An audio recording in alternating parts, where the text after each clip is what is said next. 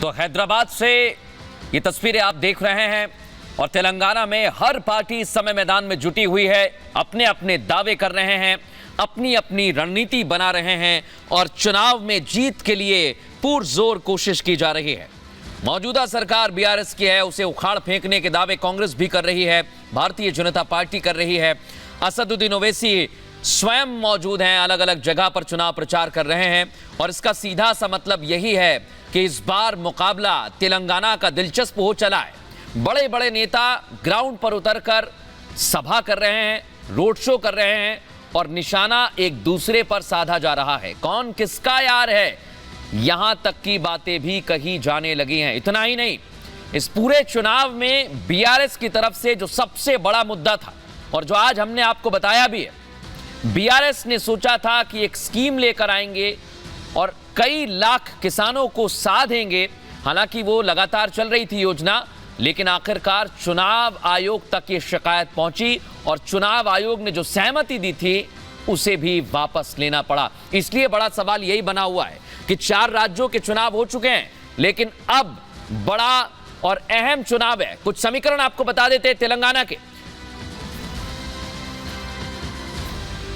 सभी पार्टियां तूफानी प्रचार कर रही हैं और इस समय अलग अलग इलाकों में अलग अलग पार्टियों का वर्चस्व भी देखने को मिल रहा है। बिल्कुल, तो मेरे सहयोगी मृदुल देखिए आपको वो समीकरण यहाँ पर बता रहे थे, साथ ही साथ हमारे साथ कुछ खास मेहमान भी इस वक्त जुड़े हुए हैं। फटाफट से परिचय करवा देती हूँ। जल्दी से जल्द हमारे साथ राजीव जेटली भी जुड़ने वाले हैं और फटाफट अगर उनको जोड़ लिया जाए तो बेहतर होगा, क्योंकि मुझे चर्चा की शुरुआत उन्हीं से करनी है। अवनीजेश अवस्थी इस वक्त हमारे साथ जुड़ चुके हैं। समीर चौगांवकर जी वरिष्ठ पत्रकार इस वक्त नोएडा स्टूडियो से जुड़े हुए हैं हमारे साथ।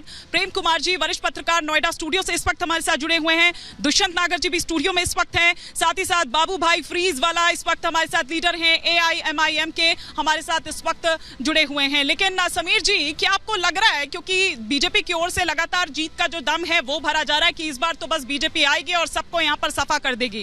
कई जो दावे प्रतिदावे हैं, आरोप कई लग रहे हैं यहाँ पर, भ्रष्टाचार, तुष्टीकरण, परिवारवाद, तमाम बातें यहाँ पर आ रही है। लेकिन पिछली बार जो स्थिति थी बीजेपी की और जिस तरह से अभी वो दम भर रही है, आपको लग रहा है कि वाकई वो किंग बन पाएगी?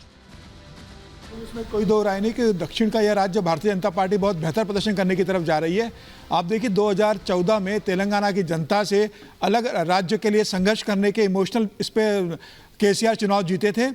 2018 में भी उन्होंने इसी टैक्टिक्स को अपनाया था, जनता ने उन्हें समर्थन दिया था। लेकिन जिस हिसाब से लगातार 2 कार्यकाल करने के बाद केसीआर की सरकार में जो करप्शन का एक बड़ा मुद्दा रहा है और जो तुष्टीकरण की उनकी जो मुद्दा रहा है और उसके बाद जो परिवारवाद का मुद्दा रहा है, आप देखिए केसीआर खुद मुख्यमंत्री है, उनकी बेटी के कविता विधान परिषद सदस्य है, उनका बेटा KTR कार्यकारी अध्यक्ष है और उद्योग मंत्री है, उनका एक भतीजा हरीश राव राज्य का वित्त मंत्री है, दूसरा भतीजा संतोष कुमार राज्यसभा सांसद है, तीसरा भतीजा उनका महाराष्ट्र का प्रभारी है। तो ये पूरे परिवारवाद की पार्टी जो पूरे तेलंगाना के अंदर इन्होंने करप्शन चलाया था और परिवारवाद चलाया, मुझे लग रहा है प्रधानमंत्री मोदी और अमित शाह के लगातार चुनाव प्रचार अभियान के बाद ये तय है कि इस बार तेलंगाना की जनता भारतीय जनता पार्टी को समर्थन देने जा रही है। और आप देखें 2019 के चुनाव में भारतीय जनता पार्टी के 4 सांसद जीते थे।